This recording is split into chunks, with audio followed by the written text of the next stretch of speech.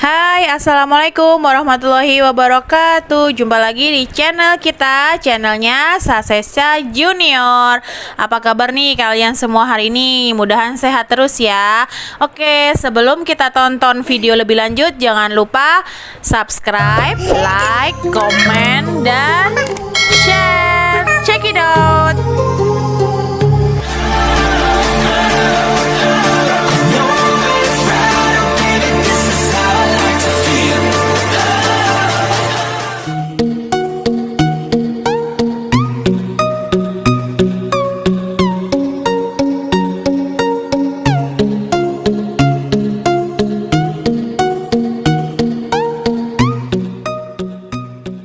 KD 3.3 Bela diri. Materi pencaksilat. Tujuan pembelajaran.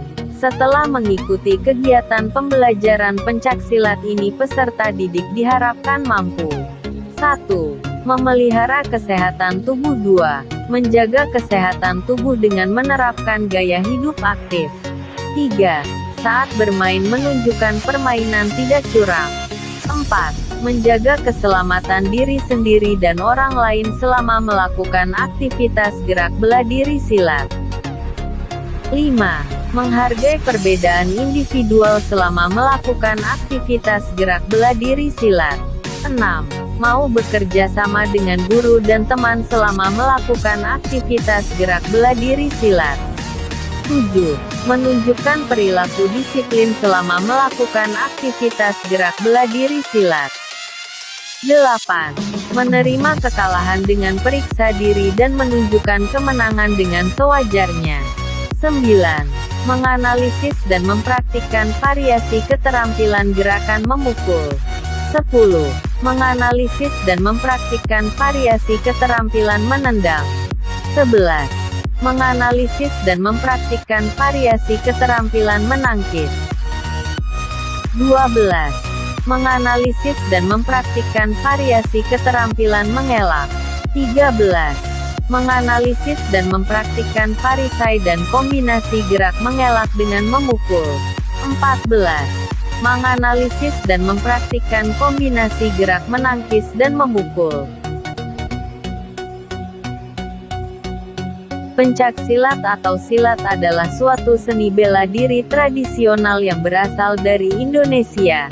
Seni bela diri ini secara luas dikenal di Indonesia, Malaysia, Brunei, dan Singapura, Filipina Selatan, dan Thailand Selatan sesuai dengan penyebaran berbagai suku bangsa Nusantara. Induk organisasi pencaksilat di Indonesia adalah Ikatan Pencaksilat Indonesia (IPSI). Biasanya setiap daerah di Indonesia mempunyai aliran pencaksilat yang khas. Misalnya, daerah Jawa Barat terkenal dengan aliran Cimande dan Cikalong. Di Jawa Tengah ada aliran Merpati Putih dan di Jawa Timur ada aliran Perisai Diri. Setiap 4 tahun di Indonesia ada pertandingan pencaksilat tingkat nasional, dalam Pekan Olahraga Nasional. Pencaksilat juga dipertandingkan dalam SEA Games sejak tahun 1987. Di luar Indonesia juga ada banyak penggemar pencaksilat seperti di Australia, Belanda, Jerman, dan Amerika. Di tingkat nasional, olahraga melalui permainan dan olahraga pencaksilat menjadi salah satu alat pemersatu Nusantara, bahkan untuk mengharumkan nama bangsa, dan menjadi identitas bangsa. Olahraga pencaksilat sudah dipertandingkan di skala internasional. Di Indonesia banyak sekali aliran-aliran dalam pencaksilat. Dengan banyaknya aliran ini menunjukkan kekayaan budaya masyarakat yang ada di Indonesia dengan nilai-nilai yang ada di dalamnya. Unsur-unsur yang terdapat dalam pencaksilat adalah 1. Olahraga. 2. Kesenian. 3. Bela diri. Pembelajaran variasi dan kombinasi gerakan memukul, menendang, menangkis, dan mengelak dalam olahraga bela diri. Pencak silat dapat dilakukan dengan penugasan. Pengertian pencak silat. Pencak silat merupakan permainan tari yang menurut pada ketangkasan dan banyak gaya serta bunga pada langkahnya. Sementara silat merupakan kepandaian melindungi diri dari serangan yang tidak terkira yang berdasar pada sigap dan tangkas serta memperhatikan tiap gerak dan gerik sang lawan. Sejarah pencak silat. Asal mula ilmu bela diri di Nusantara ini kemungkinan juga berkembang dari keterampilan suku-suku asli Indonesia dalam berburu dan berperang dengan menggunakan parang, perisai, dan tombak. Pencak silat telah dikenal oleh sebagian besar masyarakat rumpun Melayu dalam berbagai nama, di Semenanjung Malaysia dan Singapura. Silat lebih dikenal dengan nama alirannya yaitu Gayong dan Cekak. Di Thailand, pencak silat dikenal dengan pada tanggal 18 Mei tahun 1948. Terbentuklah Ikatan Pencak Silat Indonesia (IPSI). Kini IPSI tercatat sebagai organisasi silat nasional tertua di dunia.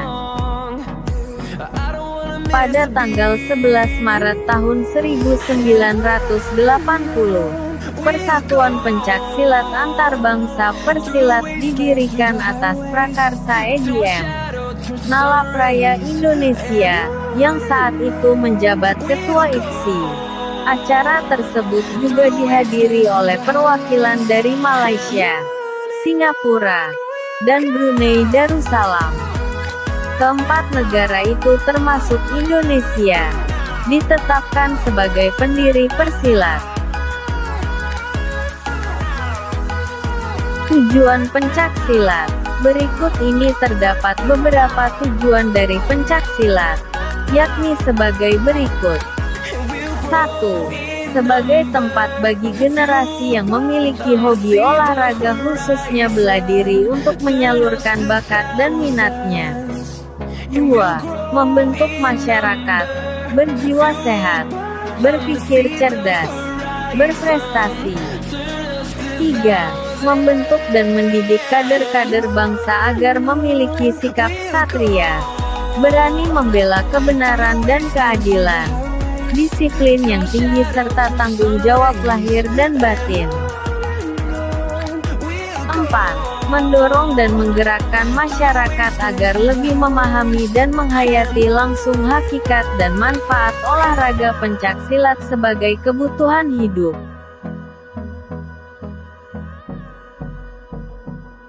Fungsi pencak silat. Berikut ini terdapat 3 fungsi pencak silat yaitu: 1. Fungsi pencak silat untuk seni. Pencak silat ditinjau dari sudut seni harus mempunyai keselarasan dan keseimbangan antara wirama, wirasa, dan wiraga, atau keserasian irama, penyajian teknik, dan penghayatan. 2. Fungsi pencak silat untuk bela diri. A. Pencak silat mempergunakan seluruh bagian anggota tubuh dari ujung jari tangan, kaki sampai kepala. B. Pencak silat dapat dilakukan dengan tangan kosong dan dengan senjata.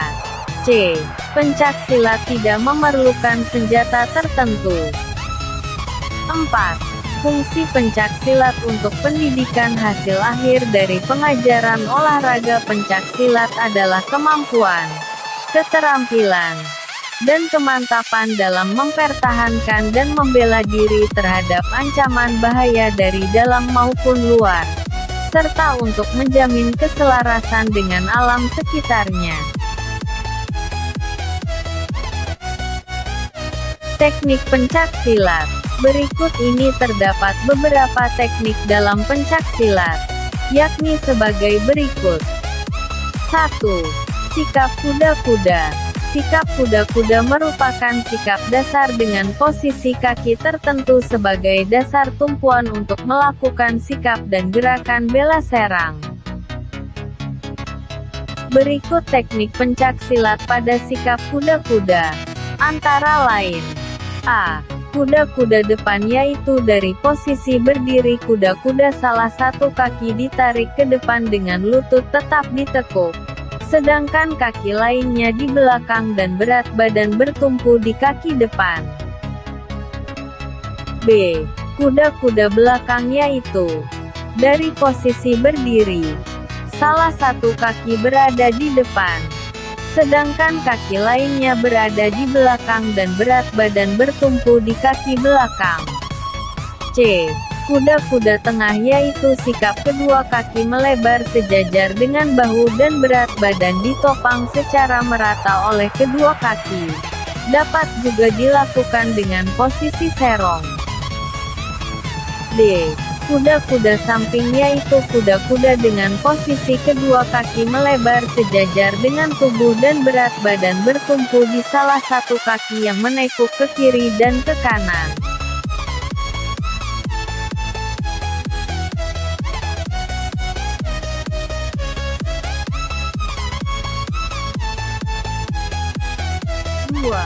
Sikap tangkisan.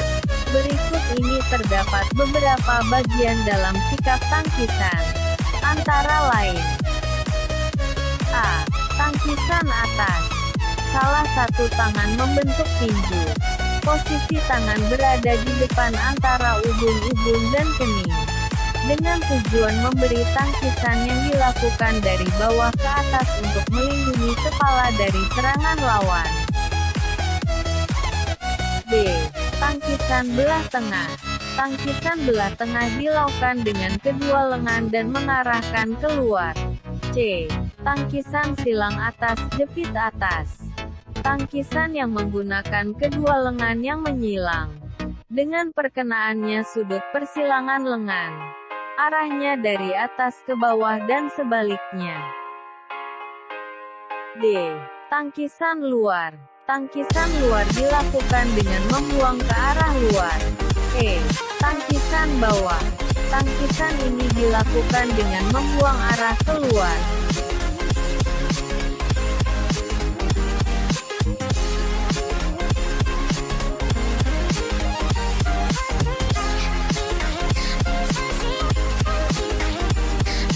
Tiga.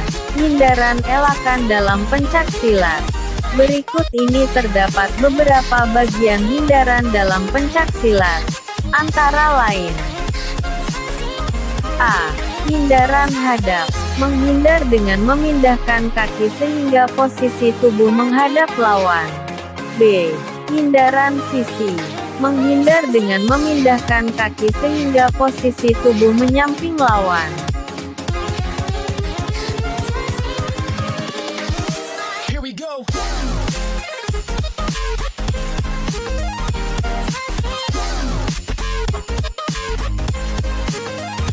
4. Pukulan dalam pencak silat. Pengertian pukulan dalam pencak silat adalah serangan yang dilakukan menggunakan tangan kosong sebagai komponennya. Pada prinsipnya segala teknik pukulan yang terdapat dalam pencak silat boleh digunakan untuk menyerang bagian-bagian tubuh lawan yang disahkan untuk diserang dalam upaya memperoleh angka.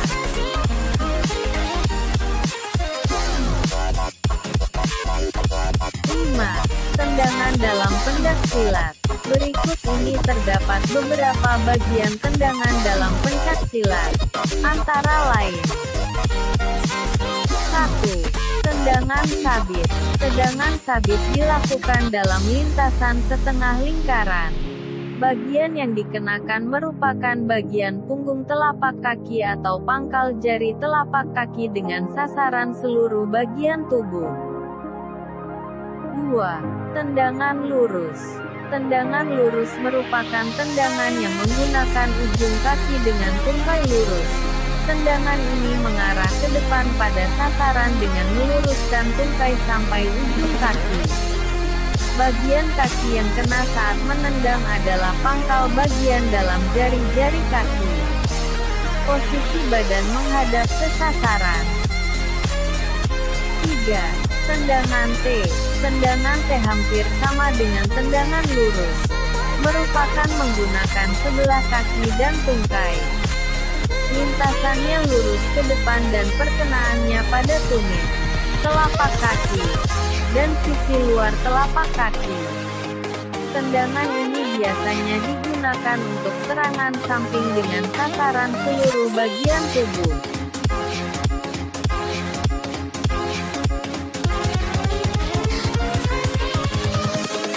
Invincible.